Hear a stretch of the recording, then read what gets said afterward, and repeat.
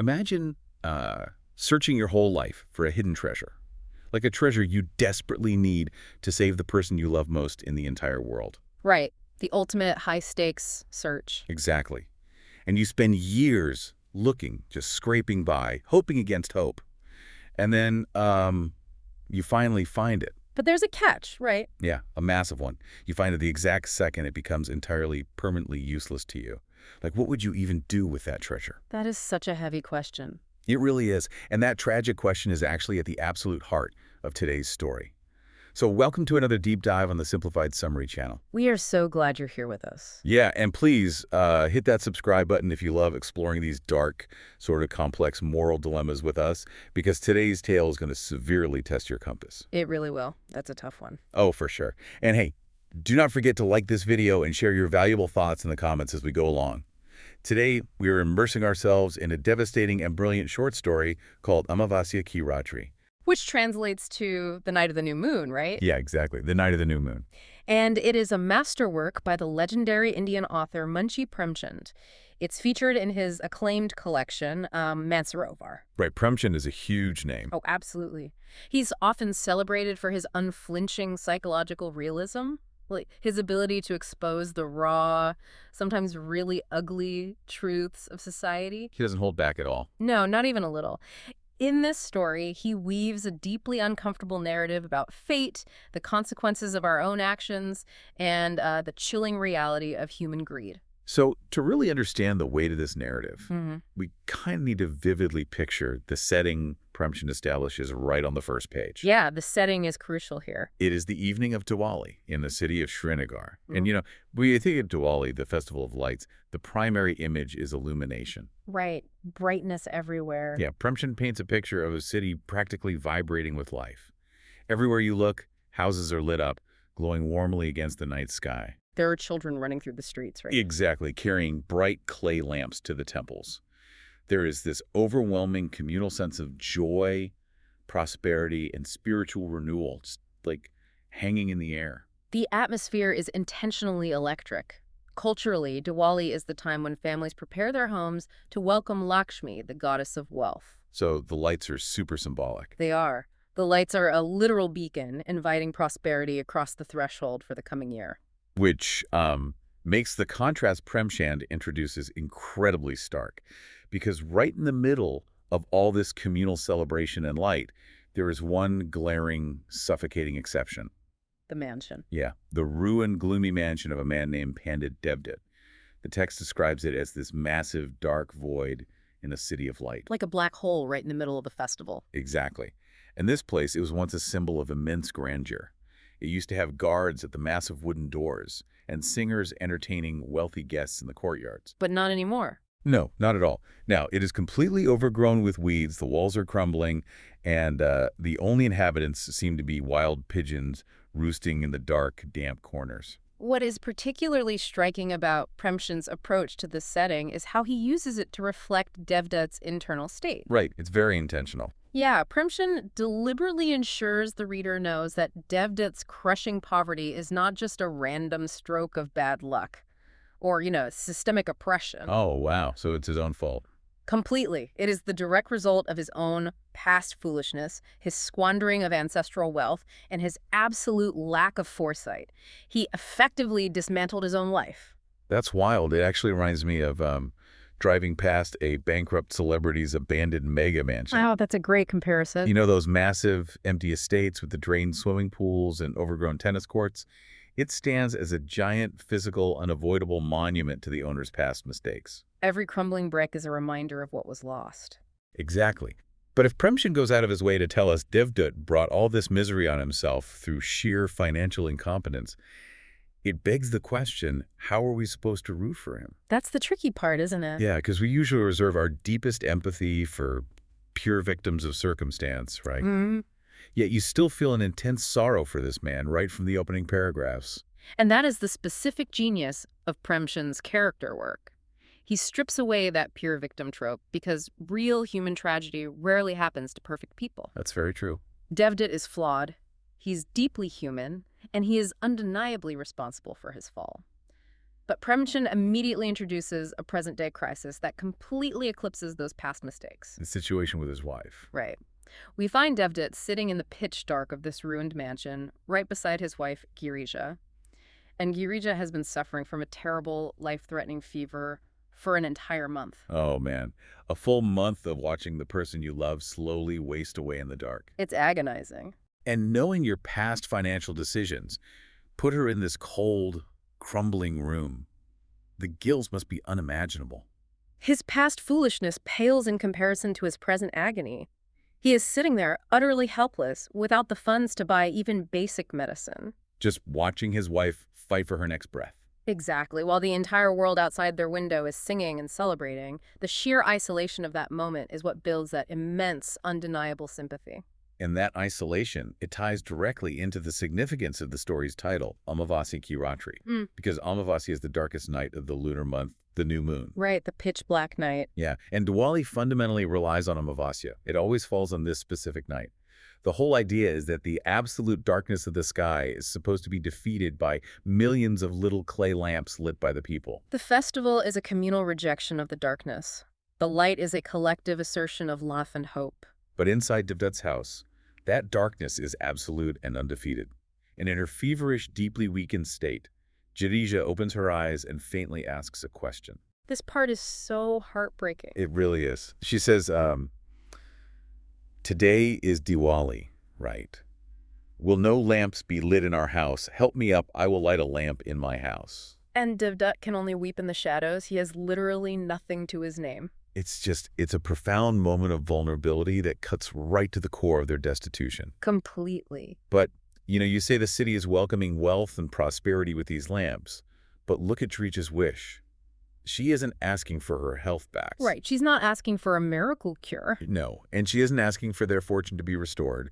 She just wants to light a single, tiny lamp. That isn't about wealth. That feels like a desperate plea for basic normalcy. It really does. Isn't it almost cruel, though? Like a cruel trick of the mind that her fleeting consciousness clings to a festival tradition when she's literally fighting for her life. It might seem like a trivial focus for someone on their deathbed, sure. But within the broader cultural context, it carries immense weight. How so? Well, in Indian culture, an unlit house on Diwali doesn't just mean you forgot to buy candles or that you're too tired to celebrate. It symbolizes utter terminal destitution. Wow, so it's a huge deal. Massive. It signifies hopelessness and, crucially, the complete abandonment by the divine. It is the ultimate public sign of a dead household. Ah, I see. So the lamp isn't just a decoration, it's a proxy for their existence. Precisely. Girija's request is a desperate, heartbreaking attempt to hold on to a shred of human dignity. She just wants to prove to the world and perhaps to herself that they still exist. That they are still part of the living, breathing community. Yeah. And because they cannot manage to create even that one tiny flame, the surrounding darkness of their ruined house becomes a suffocating physical presence for the reader. And driven by this suffocating despair, Devdat realizes he has to do something. So at midnight, he leaves the dark mansion to find help. He goes to look for a doctor. Right. He goes to a famous local doctor, a Vaidya, named Lala Shankardas. And this is where the tone of Premchand's narrative takes a sharp, almost jarring turn into satire. It really is a sudden shift. Yeah, the text reveals that this doctor runs a dispensary, but his true passion, his real focus, is his printing press. Premchand uses this midnight journey to shift the lens from personal tragedy to societal critique. The focus moves entirely to the absurdity of the doctor's self-promotion. And the commodification of healthcare, right? Yeah. We're given a highly detailed look at the doctor's absurd Urdu advertisement for a medicine he invented called Amrit Bindu, which translates to nectar drop. The claims in this ad are spectacularly ridiculous. Oh, they are insane. It promises to make cowards brave, cure all known diseases, turn terrible poets into master wordsmiths, and miraculously make jobless lawyers successful in court. It's a literal snake oil pitch. Completely. It is a masterclass in exposing charlatans. And notice the specific anxieties the ad targets. Cowardice, lack of talent, professional failure. These are deep-seated human insecurities. He's playing on their fears. Exactly. The doctor isn't just selling a fake cure for physical ailments. He's preying on the psychological vulnerabilities of his society. It feels incredibly modern, actually. It is the exact same psychology behind today's internet spam selling miracle weight loss pills. Oh, definitely. Or, those late-night infomercials promising a single piece of tape can fix a boat sawed in half. Desperate people want easy solutions. They want magic. Right. But considering the agonizing scene we just left with, Girija, the insertion of this funny, highly exaggerated advertisement right in the middle of a life-or-death tragedy feels deeply unsettling. It's meant to be. What is Premchand's goal in breaking the tension with this absurdity? Premchand inserts this satire to establish the transactional nature of the world Devdat is stepping into. By showing us this ridiculous ad, Premchand ensures you, the reader, know exactly what kind of man Devdat is dealing with. Before they even speak to each other. Exactly. Dr. Shankar is a fraud driven entirely by ego and greed.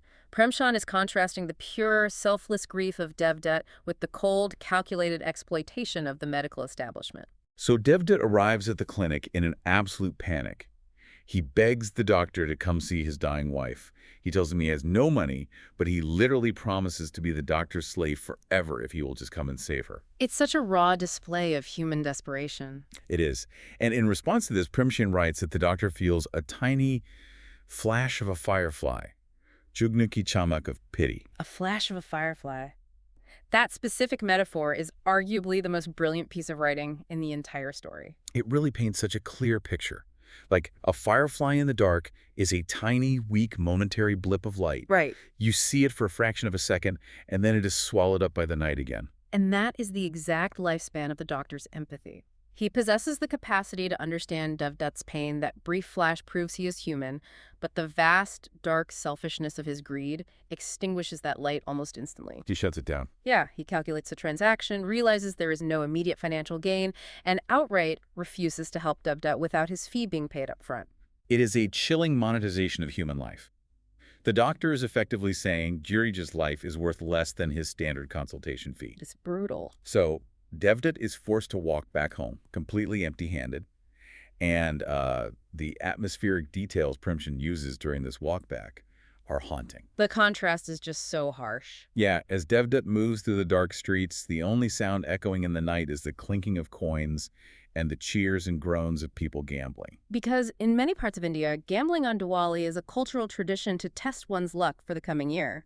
Premchand uses this backdrop very intentionally. It's the ultimate juxtaposition. You have people casually tossing away coins for cheap thrills and entertainment, testing their luck. While just a few streets over, a man is walking home knowing his wife is going to die because he couldn't produce a few rupees. It highlights the arbitrary distribution of wealth perfectly. So Devdat finally arrives back at his ruined, unlit mansion.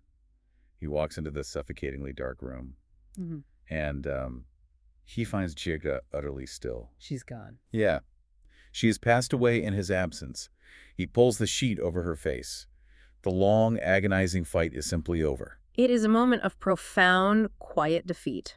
The darkness has completely won. But this is where Premchand introduces a twist that fundamentally changes the meaning of the entire narrative. This part always gets me. It's crazy. In the immediate aftermath of her death, Devdat is practically out of his mind with grief. He is stumbling through the dark ruins of his ancestral home, surrounded by the physical decay of his family's legacy. Right. And in this frantic, desperate state, amidst the crumbling masonry, he unearths a hidden bundle. Just hidden away in the ruins. Yeah, it's an ancestral hoard, likely secreted away in the walls or the floorboards by his wealthy forefathers, and just forgotten. He opens it, and there, sitting in the dust of his ruined life, is 75,000 rupees in notes. To put that in context, 75,000 rupees during the era Premchand was writing was an astronomically large sum. Wait, really? Like how much? It is a massive generational fortune. It would be life-changing money. Wow. And the timing is what makes it so brutally painful. He finds the exact money he needed to save his wife's life, mere moments after she takes her last breath. He was sitting on it the whole time. Literally sitting on top of a fortune the entire month. She was fading away in poverty.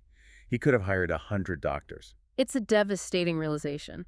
When you look at the mechanics of this, Premchand seems to be playing with the idea of a cosmic trade.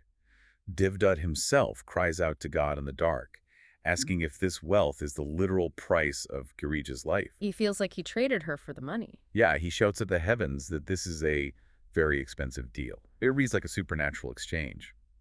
Did the universe take her soul in exchange for this wealth? Well, it is entirely understandable that Devdat interprets it as a cruel cosmic transaction.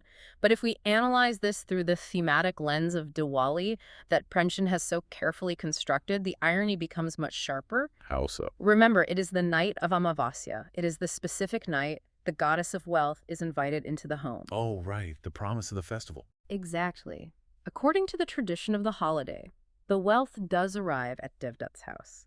The universe fulfills the technical promise of Diwali. But it's too late. That's the point. Yeah.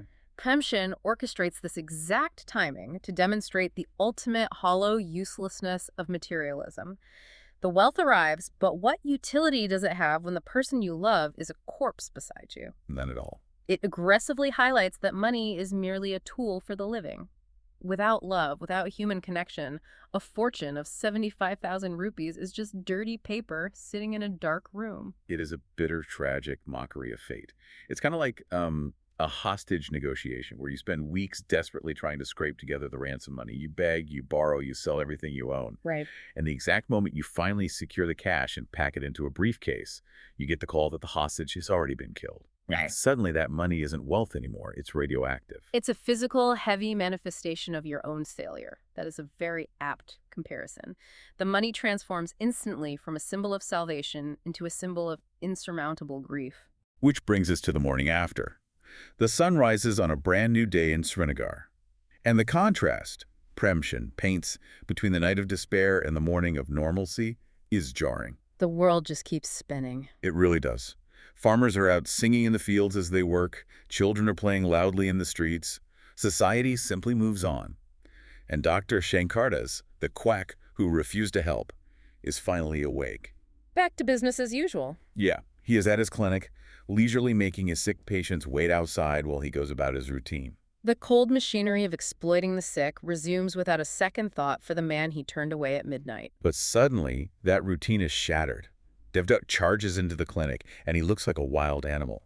He's bareheaded, his clothes are disheveled, and his eyes are bloodshot and swollen from a night of weeping. He's a man pushed to the absolute limit. He storms straight past the waiting patients, marches right up to the doctor, and violently throws the entire bundle of 75,000 rupees right into the doctor's face. Just chucks it at him. It is an explosive, visceral release of all the tension and injustice built up over the long night. But, throwing away a fortune of that magnitude is such an extreme act.